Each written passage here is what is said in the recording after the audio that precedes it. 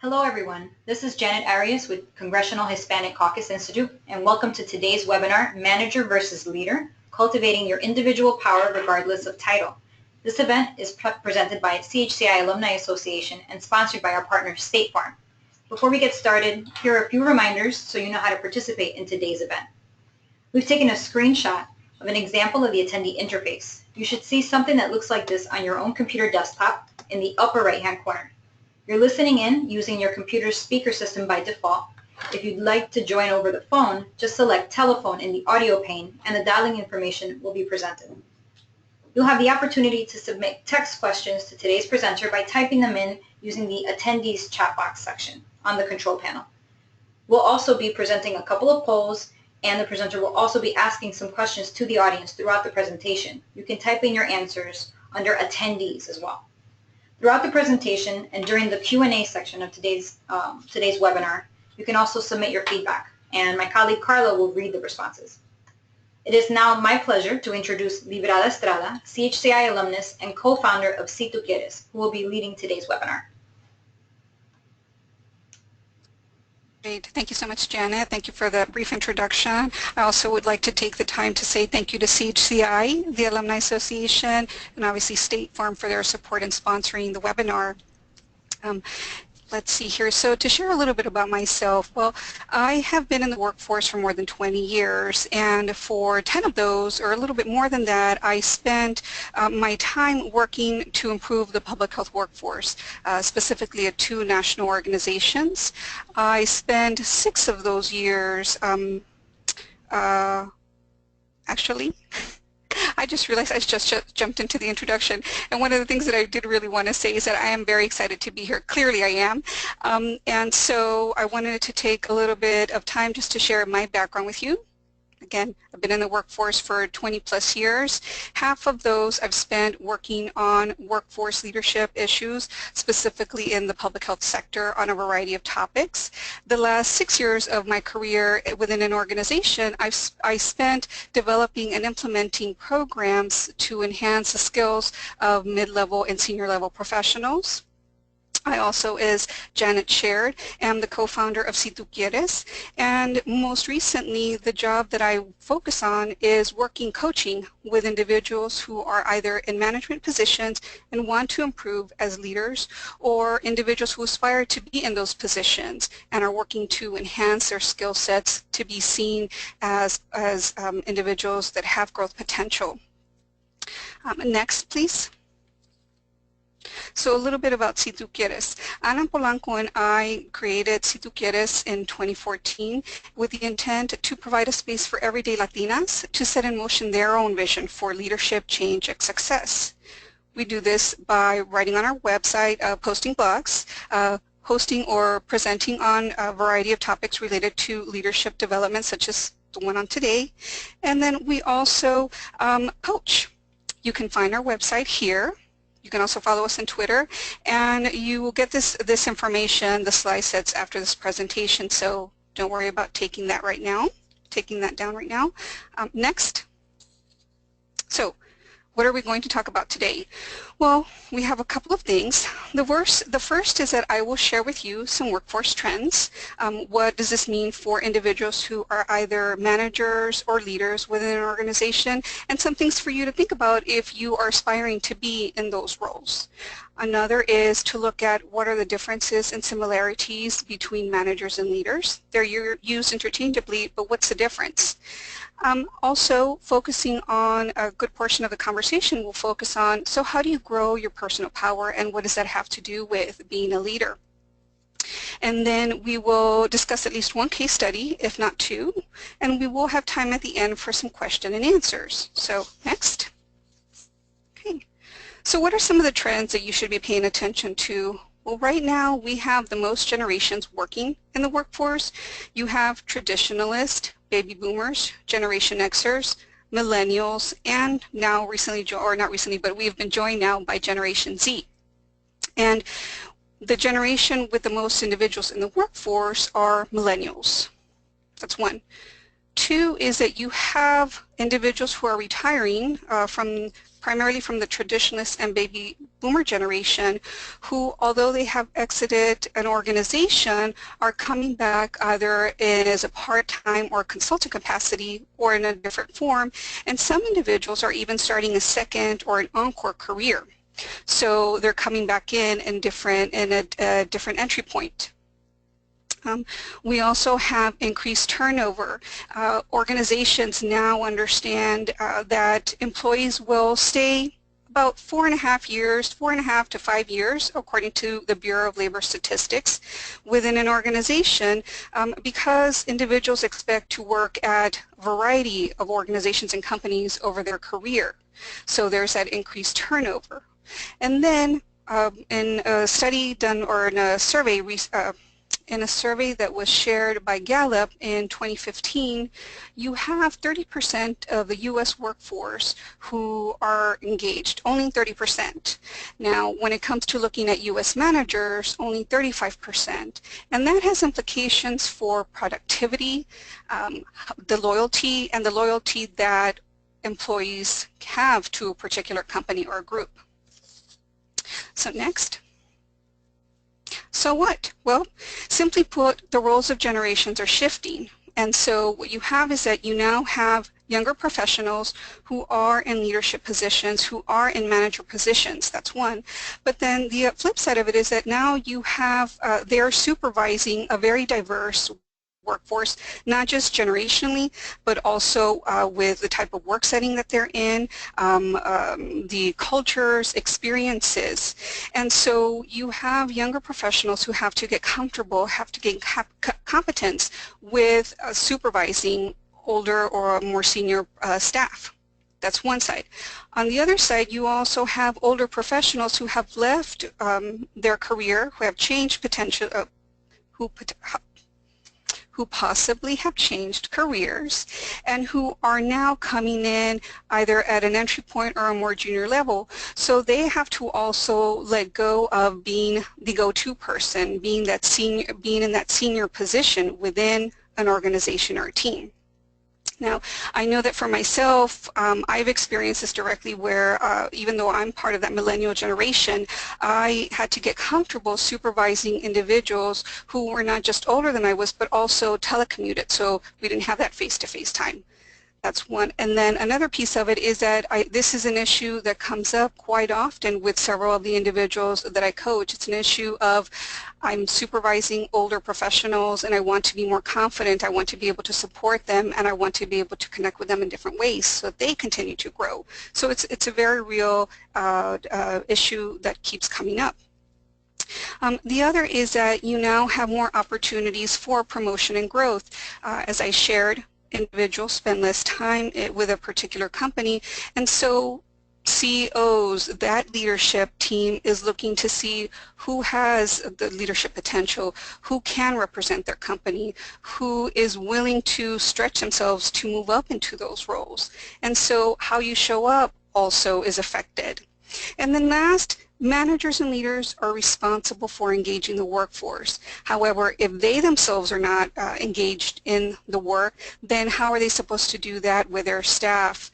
And if they don't do that, then again, they don't know what their role is in the bigger picture. They can't talk about their own strengths, or maybe not be able to relate to how can they make best use of the staff that they have, so again, to continue to engage them and improve productivity and loyalty. Next. So I keep using the words manager and leader interchangeably, and it's very easy to see when you look at the definition why. Manager is somebody who directs resources, whereas a leader is somebody who directs individuals. Both are used to describe someone that is in a position of authority, however, within a group or a team. However, when you look at the roles and the skill sets that are needed to be successful, it does vary. The column on the left, the manager column, focuses on more of the technical skills, the planning, the budgeting. A manager focuses on the how and the when. A leader, on the other hand, focuses on asking the what and the why by painting a picture, being able to motivate. They focus on, again, the people side of things. Both require different set of skills. And to succeed as a manager, you need to be able to develop your subject matter expertise, to develop the skills that are going to get you to be able to figure out how can we plan this out, what are the right resources to use. Whereas a leader, it's more of establishing relationships with your people or the people that you work with, your partners. So I'm going to pause real quickly there for a moment and ask, when you look at this list, under what column do you spend more time in? Carla has put a poll in front of you, and if you can, please indicate if you spend more time doing things related to a manager role, then obviously select the manager, or if you spend more time doing things as the leader. Or maybe you spend time doing neither or both. So we'll give y'all a minute.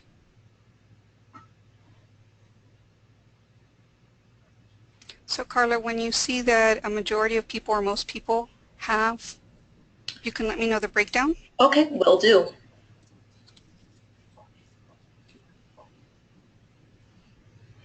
Okay, so we have 59% of people said that they are a manager.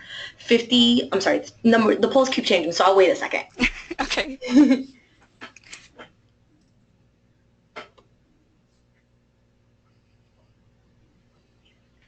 So 52% are a manager, 48% are leader, and 8% are neither.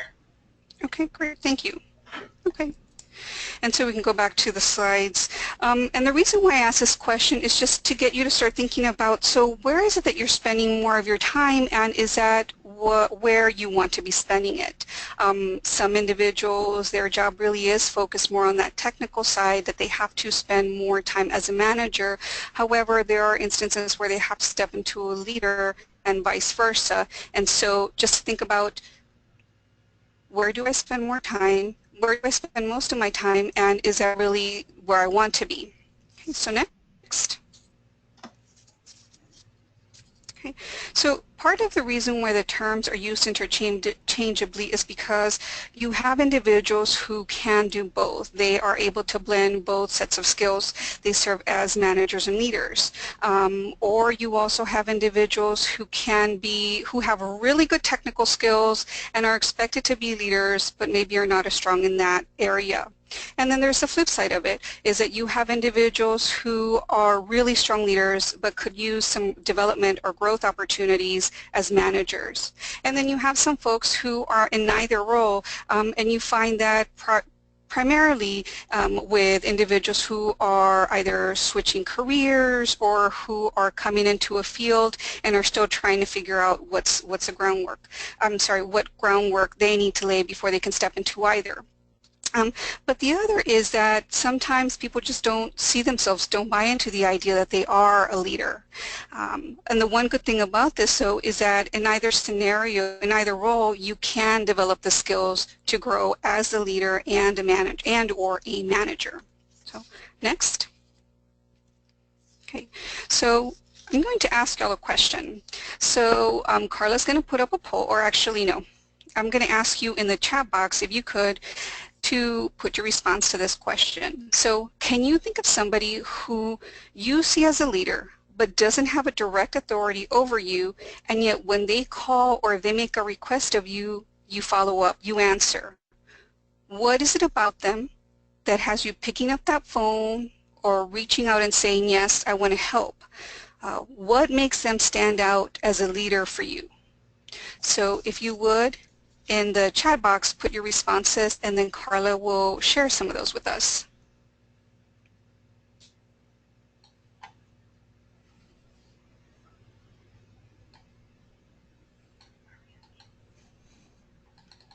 So are we getting some responses, Carla? Yeah, so respectful of others, manager, power of authority. Okay. Other responses? Personal relationship. Mm-hmm. Can you repeat the question? Sure. So when somebody calls you up that does not have direct authority over you, but that you identify as a leader, when they call you, what has you picking up the phone or answering and saying, yes, I'll help you out? You know, what is it about them that has you seeing them as a leader? Knowledgeable, encouraging, and advocate. Okay. Strong interpersonal relationship, mutual respect. They're happy to be helpful in return. Mm-hmm. A person that has clear direction and clarity in their goals, mutual respect. Team players. For me, the approach is everything. Not every manager is a good leader.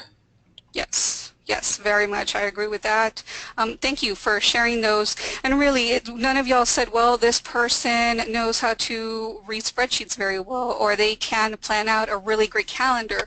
It's really the interpersonal skills and even intrapersonal skills that they have that have you picking up the phone and saying yes, or reaching out and saying, I'm more than happy to help you. So thank you. One of the things that I wanted to highlight by that is that managers and leaders have power. However, where that power is and where it comes from is very different. On the slide you have on the left-hand side, a manager. They have authority because it's been bestowed upon them. It has been given to them as a result of them getting a title, and they have the organization behind them. And only a select few individuals have access to this type of power, if you will. A leader, on the other hand, has personal power, and personal power has to do with their inner qualities, their inner beliefs that they have. The great thing about personal power is that all of us have personal power. We have the capacity for it. Nobody can give it to us. Nobody can take it away. At any point, we either don't embrace it or we let go of it. But it's really about us embracing that. And the good thing about it is that, again, we may not see it in ourselves, but others do.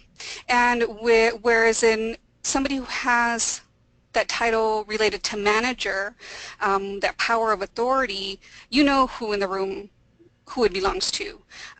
Whereas in a leader, it's shared and we step in and out of it at different points, either within a meeting or a group or a conversation. So next slide. So how do you develop your personal power? Well, let's talk about that. Next slide. Okay, so each of us has a capacity to be a leader. I genuinely believe that leaders are made, they're not born. All of us start off with the same resources. And I want to share this quote by Kouzes and Posner, and I'm going to ask if Janet would be so kind as to read this for me. Of course. Leadership is self-development.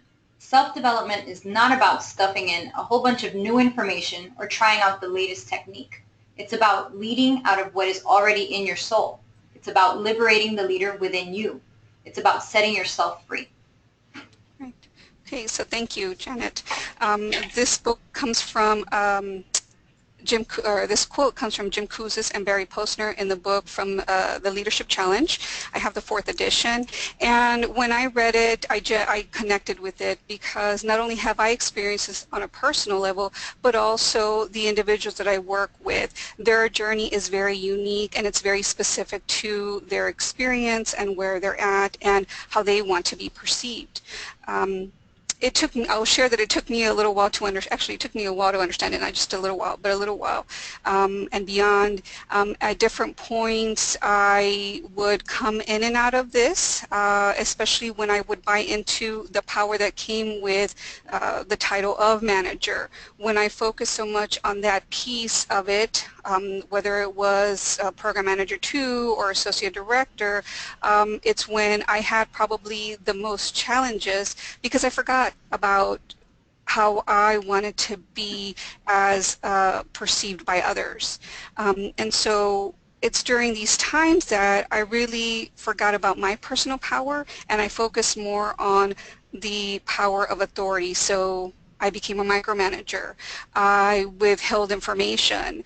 I also didn't trust others because I thought, well, since I have that manager title, again, not stepping into the leadership role, I thought, well, I'm the one that has the answer since I have this title, and so I should be the one to dictate. And I was a dictator sometimes, and I had to have some serious learning experiences, some serious lessons that I had to learn the hard way. And the one good thing is that I was able to reflect and change as a result of those experiences. So that is the bright side of it, is that sometimes when we are going through those moments, they're not fun, they're not comfortable, and we don't want to. But if we are able to go through as a result of going, then that's where really a lot of the magic, the nuggets, the richness comes from. So next. So growing your personal power, it may sound challenging, and it is, I'm not going to lie to you, but it is possible. Again, not only from personal experience, but also from the work that I do with individuals as a coach, and also when I was running programs. And there's 5 things that I want to share with you about how you can grow your personal power. So one is to begin by embracing it. You know, how many of you have been told, and if you could just raise your hand, and I realize that I did not have, this is impromptu, Carla, but how many of you have been told you're a leader but don't necessarily believe it, or you question, well, you know, what does that mean? You know, have y'all had that experience? And if you have, if you don't mind raising your hand.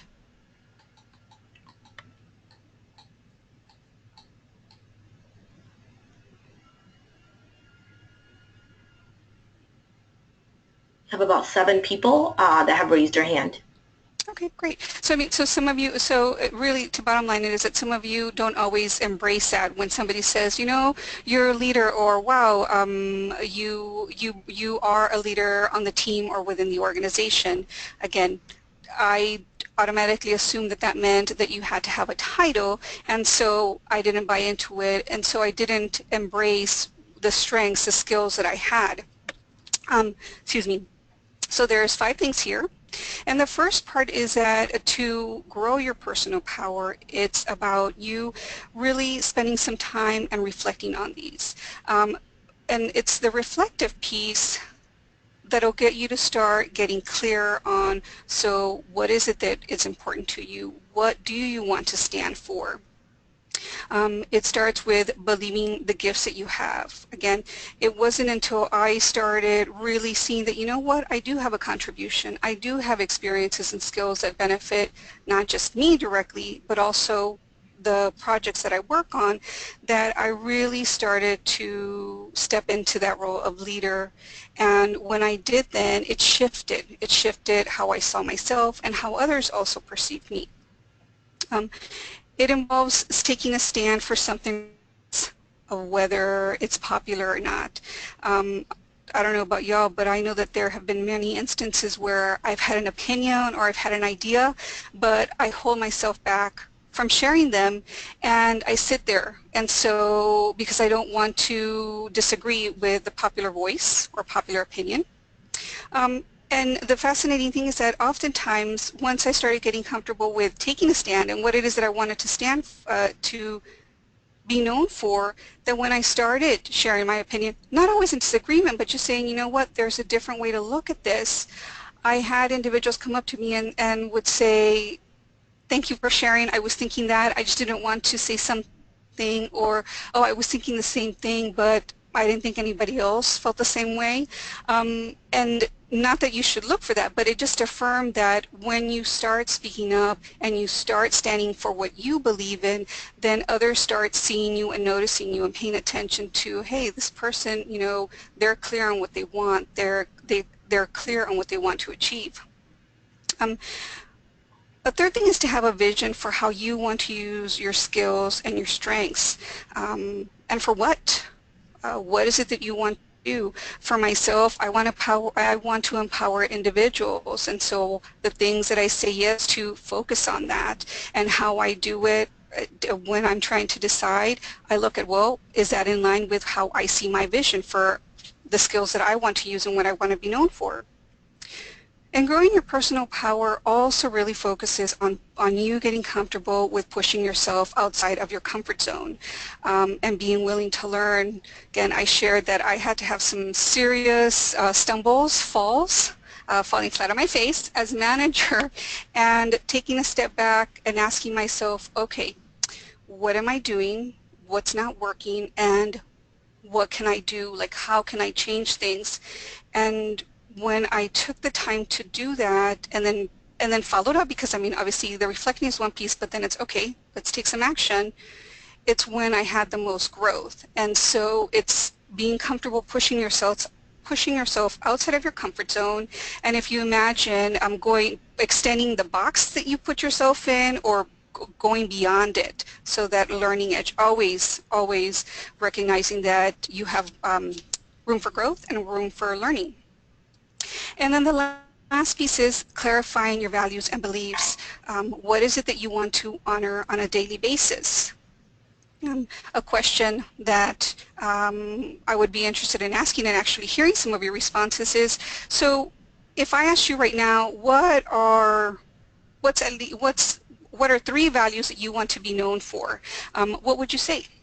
And so actually, Carla, I'm going off script here again, and I'm going to ask you if you wouldn't mind to just chat in the chat box, put in some of your responses. Like, what are 3 things that either you value or that you believe in that you want to live on a daily basis? So while some of you are typing that in, I'll share that for me, it's about being a learner, to sharing resources with others, and then providing quality services. And the great thing about it is that those are unique to me. Somebody else might have the exact same ones, but they mean something different to them. And there's no judgment. There shouldn't be judgment about what those values are, but it's, again, what is it that you want to be known for, and how do you want to live that? So, Carla, do we have some folks typing in some things? Yes, so we have integrity, creativity, ethics and professionalism, healthy living, paying it forward, and unconditionally loving, delivering high quality work, living by faith, respecting others, and learning from everyone, integrity, hard work, ethics, compassion, resourcefulness, and social justice, mutual respect, innovation, compassion, equity, being known for my morals, a learner, effective, helping others, and professionalism. Great, thank you. Thank you. And I don't know about y'all, but when she was reading this, I'm like, oh, I have some values envy, because I love all of them. And at the end of the day, it's what's relevant and what's important to you. And I think that all those are great. And I invite you just to look at, so what are the opportunities that you take to live them on a regular basis?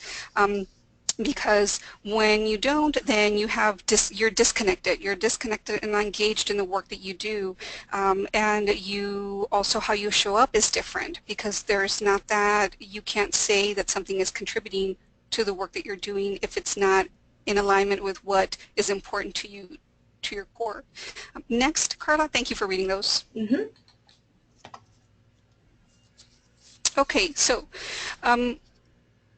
this slide contains several different questions that are related to the 5 items that I just described in the previous slide.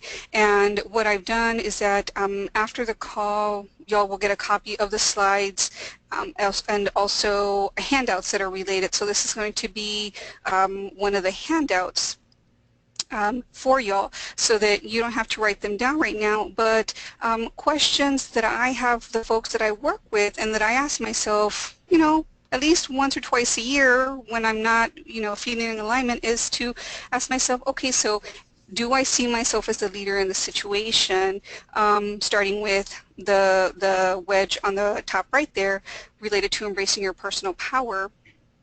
Do you see yourself as a leader? And if not, then digging into that. Also looking at, so what are your strengths, gifts, and passions?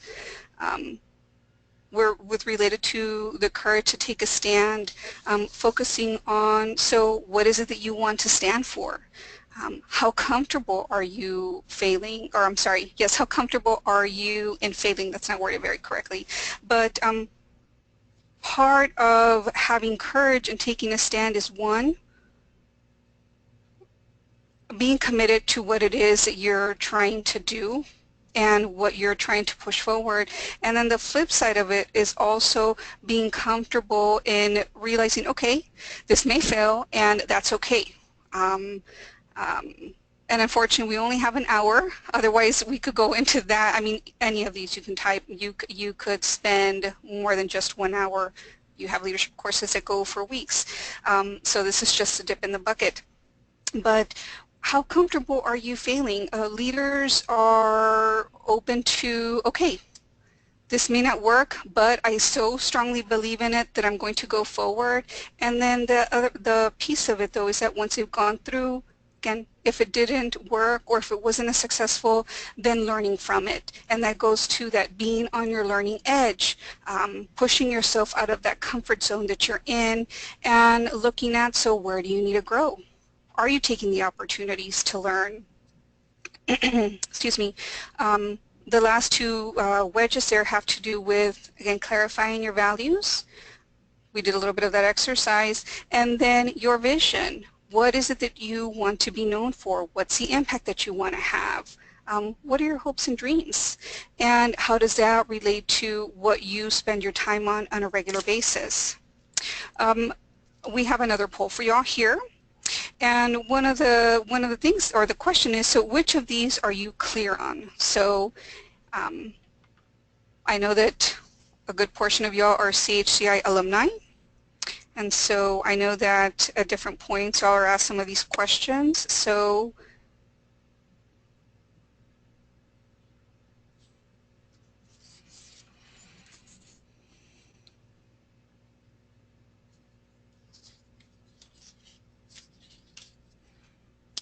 Carla, Yes. when if you could just let me know in another 30 seconds or so. Okay.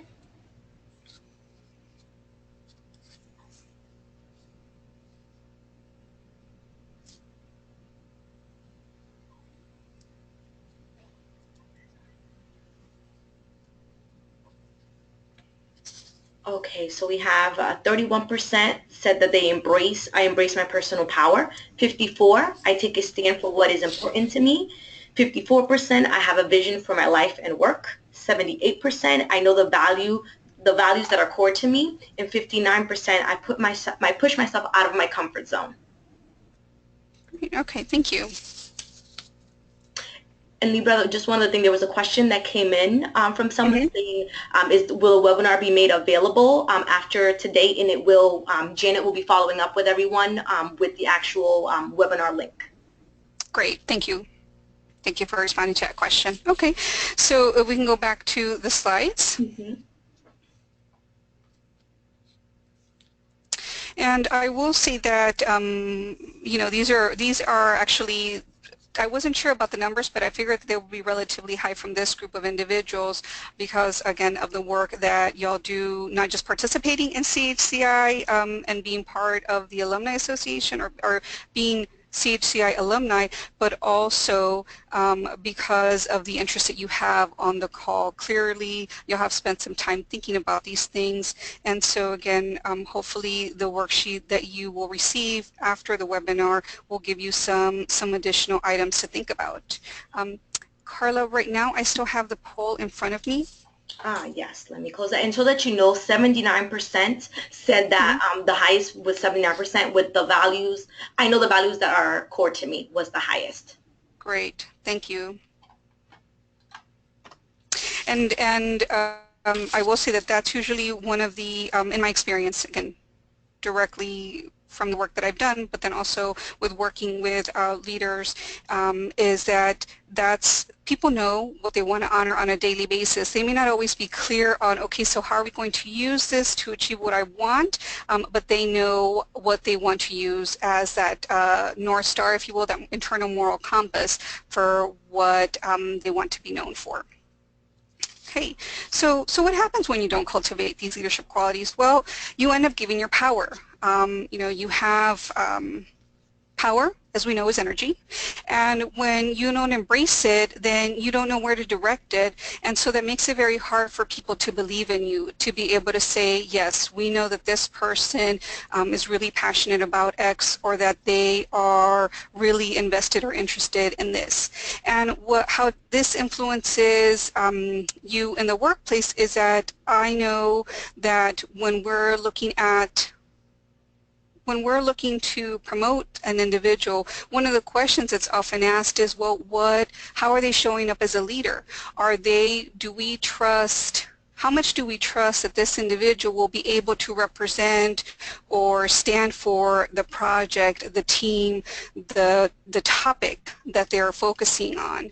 And that's something that I was very surprised, because it had never been on my radar until I got to those opportunities, to participate in those opportunities, to be able to hear that, and it was like, wow, okay, so that was an insight that helped me also start focusing on, okay, so how am I sharing the growth potential that I have? And then the other is that if you don't know what you stand for, if you don't know what you're passionate about, then you're not engaged. And as I shared earlier, if you're not engaged, that affects your productivity. And if you are somebody who is not engaged and are either a manager or a leader within an organization, then it's going to be much easier for your staff not to be engaged themselves. So there's a variety of reasons why it's important to cultivate these leadership qualities. Okay, so next. Okay, so this is an exercise that I do with my clients, and I'm going to run it with y'all. And what it is that it's about helping you determine what's the legacy, to start getting clarity around what is the legacy that you want to leave behind. And so I'm going to ask, okay, so I'm going to ask each of y'all just to take a step, if you can, to sit down, to relax your shoulders, and to either put your hands on your desk or your knees, armrest, whatever's most comfortable for you, and to take a couple of deep breaths. Let's say you'll take 3. So let's just do it together.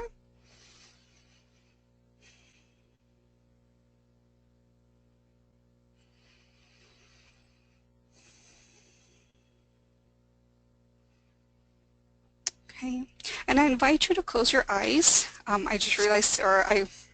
realize that some of y'all may not be able to do this, but if you can, to close your eyes, and that you imagine that someone in your life has made a movie of your life. It will be shown to your family, friends, and colleagues after you're no longer here. Now, although you are no longer here, you will be part of the audience. So the movie folks are in an auditorium, such as the one that's in front of you, or that's in the slide, and the film runs. At different points, you hear your friends and your family, colleagues, they're laughing, they're crying, they're sighing and gasping at different points. So again, you're sitting in the room with these other individuals who are watching a movie about your life. The things that the experiences that you've had, the things that you've accomplished, the rewards that you've achieved. And you hear them sighing, crying, laughing, and gasping at different points. The movie ends, and those in attendance then walk out. And they get together and talk about your life, your contributions, and the impact. As you move around and listen to what people say, what is it that they're saying about you? What images will they be describing? After you take your last breath on this earth and your friends and colleagues and family are together to honor you, how will they describe your leadership, what you're known for?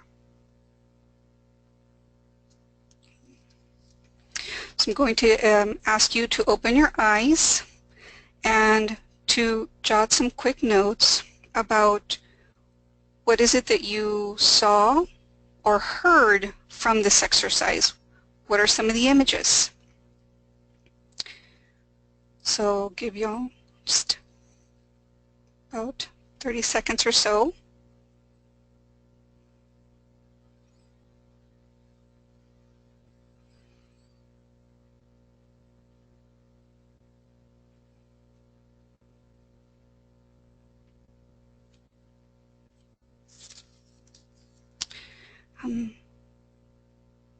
You know, when you look at your answers, I encourage you to consider what is it that you have to, what are the changes that you might have to make to create that life, to create that legacy, but also what is it that you want to continue? What is it that you're already doing that's going to end up creating that film, that movie that you want others to see?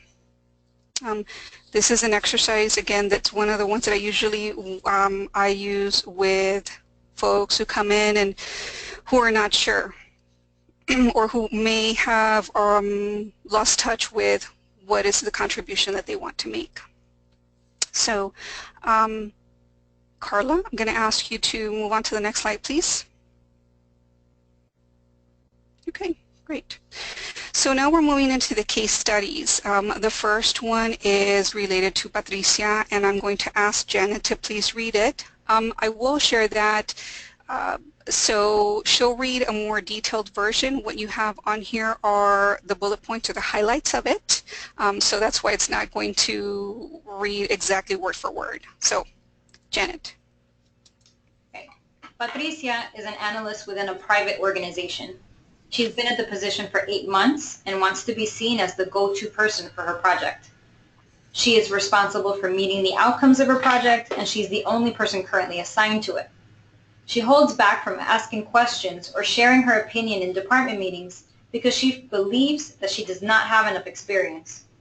When asked about the vision for her project, she's not able to articulate it clearly. What can Patricia do to be seen as a leader for her project? Okay. Great. So thank you for that. And so Carla, I'm going to ask you to move on to the next slide. So Janet, I'm going to ask you some of these questions here related to this particular case study. And so just based on what you've read, what do you think are some of Patricia's biggest problems or obstacles? Or what would you say are some of them? Well, a few of them are she believes that she doesn't have enough experience, she's not speaking up, and she's not clear on what her vision is for the end goal. Okay. And so what do you think that Patricia can do to be seen as a leader for her project, to establish herself as one? She can do a couple things. I think that she can speak up at meetings, even when she doesn't have the perfect response. She can identify the vision for her project, that's key. And also to embrace her skills and her abilities. Mm-hmm. Okay. Yes, that's one of the biggest challenges, is that when I talk to individuals and we start getting into, well,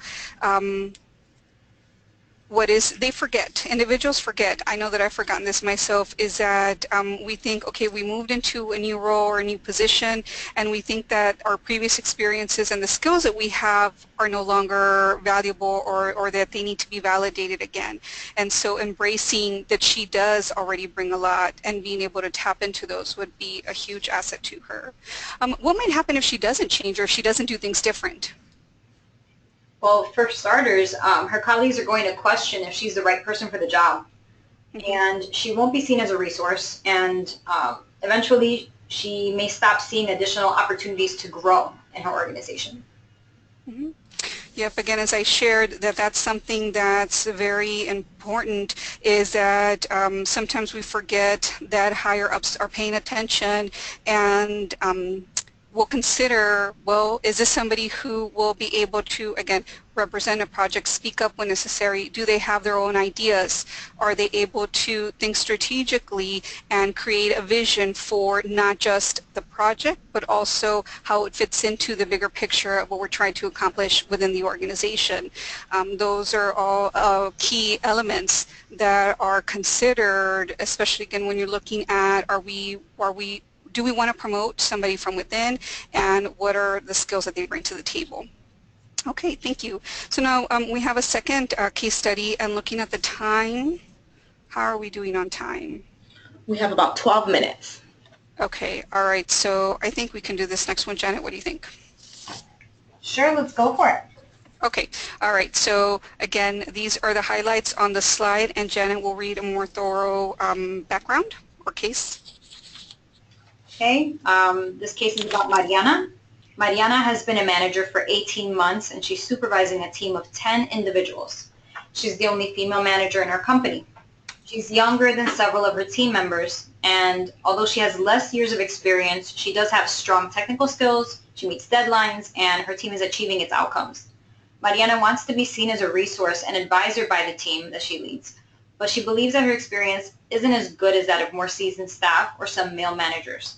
She doesn't believe that her contributions provide a different perspective or make her stand out as a leader, so instead she overcompensates by micromanaging. What can Mariana do to be seen as a leader? Okay. So we can move on to the next set of, or to the next slide, Carla, please. Mm-hmm. So what are some of the challenges that are jumping out from reading Mariana's case study? She's doubting her experience. Mariana also supervises individuals who are older than her, and she's the only female manager, and finally she's micromanaging. Okay. And what do you think that she can do to be seen or to grow as a leader? To start, she can gain some clarity on how she wants to be seen as a leader and have a little more confidence in her experience that she currently does have.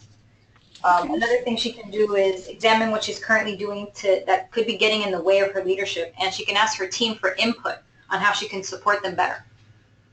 Yes, that piece is very important, is that we don't always have to come up with the answers. As leaders, part of it is to recognize that we have individuals around us that can help us get the job done, and who are also part of the team, and so it's what's their vision of your leadership in addition to what's your own vision of leadership for yourself. So thank you. What might happen if she doesn't change her mindset, how she sees herself? Within her organization, other staff won't see her as a resource. The team won't be motivated to do the work that they need to get done, and the quality of the work might suffer. And on a personal note, her health might become impacted because of increased stress due to not meeting those outcomes. Okay.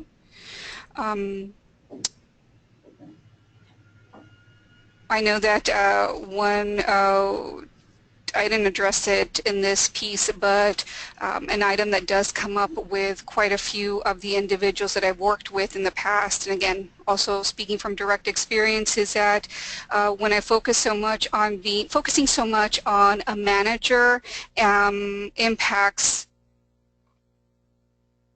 the amount of stress that you take on, and that has to do with, that eventually affects, so are you looking rested? Are you looking stressed? What's the energy that you have when you show up? And again, all of that, then your staff can read that.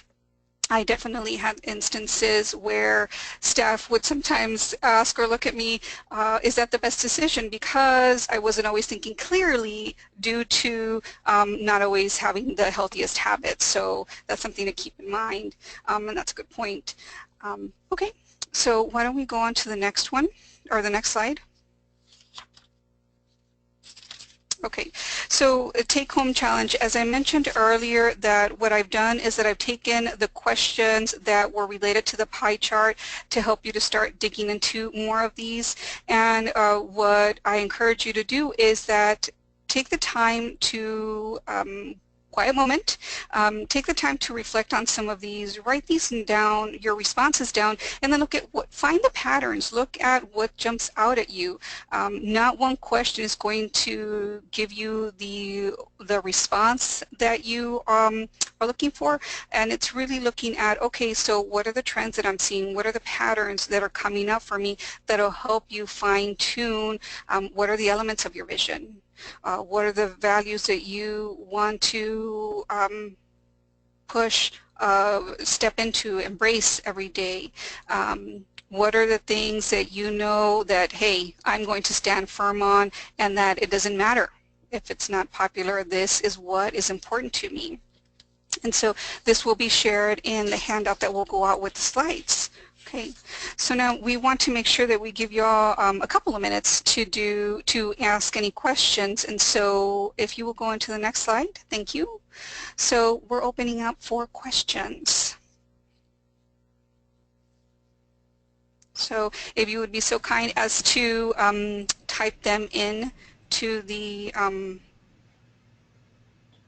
chat box. And while folks are doing that, I will take just a minute to say thank you so much for taking the time to be with us for an hour. I know y'all have a lot of different options, and so I just commend you for making the time to participate on today's webinar and to engage in the conversation through your responses. So Carla, do we have any questions? Yes, if I am clear on my vision and do embrace my personal power, what are some specific concrete steps that I can take to grow as a leader? Okay, thank you. That's a good question, thank you. And so, yes, what can you do beyond just saying, okay, I want to be a leader and this is my vision? And the biggest thing is to start taking action on it. And the response is really, there's no one right response because all of you are at different levels of leadership, of your leadership. And so it could be a simple, something as simple as, okay, let me talk to a potential mentor and ask them to either strengthen my skills or to help me become better known, establish myself as a subject matter expert or as a go-to resource on X topic. That's one. I mean, the bottom line is to actually start sharing that with others. That's one piece of it. The other is to push yourself to get out of your comfort zone. Okay, so you're clear on what you want to do, but are you innovating? Are you trying new ideas? Are you being creative with how you're implementing things, how you're showing up, or is it that you're doing the things the same way across the board? It could also be as, let's see here, what was it about? Embracing your personal power and your vision. Looking at, so what's one concrete skill that you want to enhance or focus and start making use of it? Sharing that with others. And what I mean by that is by letting others know, say, hey, you know what? Like for instance, using me as an example. When I first started as a facilitator, I'm a big picture person, and so I wanted to help groups to be able to have really productive conversations. And so I let that be known to others, not just my supervisor, but others within the organization, and even our partners. And eventually I started being asked to facilitate not just internal meetings for other teams, but also outside of the organization. And I began to be seen as somebody with strong facilitation skills. So that's something that you can do. And then, well, I'll stop there. So. Other questions? Yes. What suggestions do you have if your organization stresses management over leadership? Okay, great. Well, I would say that to get clear on, so when they talk about management, what does that mean specifically? Are there specific skills that they're looking for? And you can do that either by looking at what are some of the job descriptions and what are the consistent elements, or the other is to just ask, well, what does exactly that look like? And then to identify, okay, so what are the strengths that will help me show up as a strong leader? So for instance, when it comes to, let's say that you're really good at asking questions. Okay, well, that then you need somebody who's going to be able to look at a situation and think about, okay, what are the questions that are not being asked or that are not being considered? Take that opportunity to show that you're thinking about things in a different way. Or maybe it's, I'm trying to think of another example, planning. Well, okay, you still need to have an idea of where it is that you're heading. So if you can help somebody tap into the vision and ask, well, what is it that we're trying to achieve? These are very straightforward, simple questions, but we don't always take the time to step back and ask that, to say, okay, what is it that we want to accomplish? And then the manager side of it is, and how are we going to do that? So looking at what are their strengths and how can you use that to still highlight that you do have potential management skills. Okay, so we have 3 other questions that came in. So the first one is, sometimes we're not in an environment where we can thrive or develop as leaders. What suggestions do you have to for managing up in order to be able to develop our leadership capacities? Okay, so how do you manage up? That's a really great question. Well, so one of the things is to recognize that you're not always going to have mentors, and individuals who can be coach-like are not always going to come from within an organization. So to think about, okay, if you're in an environment that doesn't help you, then who else outside in your network that can be a resource to help you share, who can share with you their experiences. That's one. But then the other is to okay, repeat the question to me again. Yes. What suggestions do you have for managing up in order to be able to develop our leadership capacities? Okay. Okay. Well, the biggest thing is that so our job as managers and working under somebody is that, or at least in my definition, part of my role was to always make my manager, my supervisor, look good. And so thinking about, well, okay, so how can I do that? What is it that they're really strong at, and what is it that they need help with? And it could be as simple as having a conversation with them and saying, so what is it, how can I support you? I mean, the biggest thing that I always asked, again, very simple question, but it's, so how can I help you? And listening to that, paying attention to that, and then looking at, okay, so how can I do that? So that's one thing, is offering to help and then actually following through. But then the other is to pay attention to the conversations that are happening and hearing, so what is it that the organization is, that's missing from the organization? Where are some of the gaps? And then looking at, what opportunities do you have to fill them in? Again, you don't always, when individuals, how do I say this? When individuals are looking for a promotion, it's not, well, let me show you, give me the promotion, and then and I'll show you that I can do it. It's always, what's the growth potential that they have? Where have we seen them do some of these things? And then what's the opportunity that we want to give them? So create those opportunities for yourself by stepping into those, where you see those gaps. Okay, so just in terms of time, we're just going to take one last question. I know some other ones came in, but how can we act on our leadership and speak up when the work culture may not be safe? That's a really great question. So how can you act on your leadership when the work culture may not be safe? Okay. I would say, you know what, I'm going to be transparent and say that I want to think about that before I respond. So is it possible for me to get that person's name and follow up with that individual directly, Carla? Yes, that's totally fine. And there are some other questions as well, and I'll give you that as well. Perfect. Okay, perfect. And I'll respond to those. But I think that the biggest, well, Yeah, I want to think about that before I just blurt out a response. So I will say thank you for the questions. Again, it was pointed out that time is up, and so I will, I think the next slide is for me to recap very briefly what it is that we went over. Yes, okay. And I will follow up with those individuals on those questions. So the quick takeaways is that we discussed what are the trends that are impacting managers and leaders, what are some of the differences and similarities between managers and leaders. To get clear on how is it that you want to be seen as a leader. I shared with you some questions in the slides, and you'll get a handout to that related to helping you get clarity. The biggest thing is to make time for this.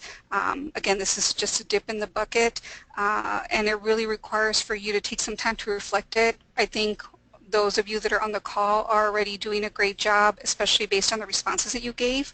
And so it's continuing to just take action on those. And then keeping your vision and your values at the forefront.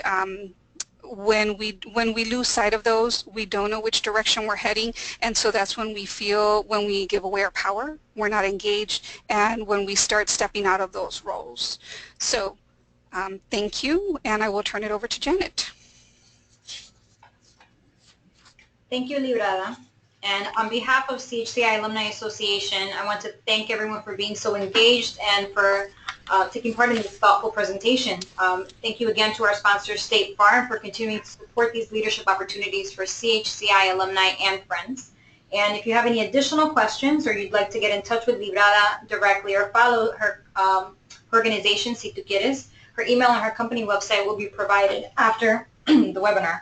We hope you've enjoyed this third installment of our 2016 summer webinar series. And after the webinar ends, there will be a short evaluation. We encourage you to please fill it out as it helps us to continue to improve our programming. Again, thank you, and we'll be in touch.